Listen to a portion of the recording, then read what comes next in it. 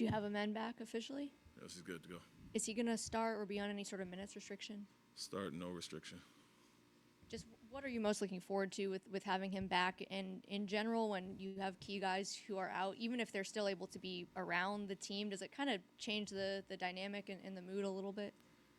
Well, what he brings is what he brings. Obviously, it's a little bit of everything, and obviously another high-level defender, another initiator. Obviously his pace, he increases our pace by himself, athleticism, all those things.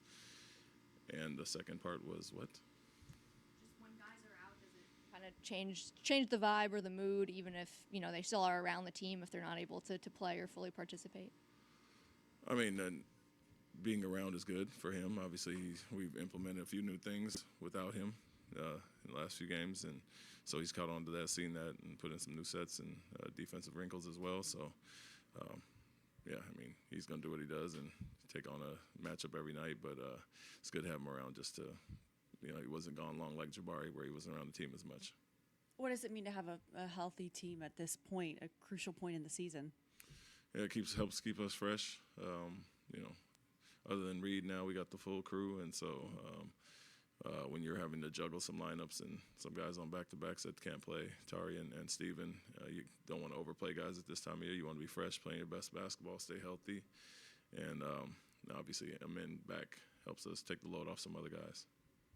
Hey, Coach, 3 years ago you weren't there when it was mostly just the young guys. How much has it meant to your program with the toughness and the defense that you're preaching to have guys like Dylan Brooks and Adams and Fred VanVleet, three seasoned veterans to help expedite the growth of your young players? Yeah, it's been crucial from day one. Dylan and Fred brought that. I think even Jeff, with the coming off the championship in Denver and the experience and the lessons that he's teaching our guys, it's been big. And so not just relying on them to save the day. We want them to help nurture our young guys, but also, share those experiences. And so it's a professionalism that they bring every day that some of the young guys hadn't seen. Obviously, a mindset edge that they bring as well. So pairing the right veterans was crucial to find with the development of the young guys. And so I feel they all complement each other really well, and they've learned a ton from them. Speaking of things that the young guys haven't seen, with these veterans, how do you make sure that the young guys aren't complacent and you stay on, their butts that, to be the best and continue growing as you guys approach the playoffs? Yeah, we've hit a few benchmarks over the last year or so where we were playing meaningful basketball for the first time last year, in-season tournament, making it to Vegas this year. So we had some pressure situations that they hadn't seen up until this point.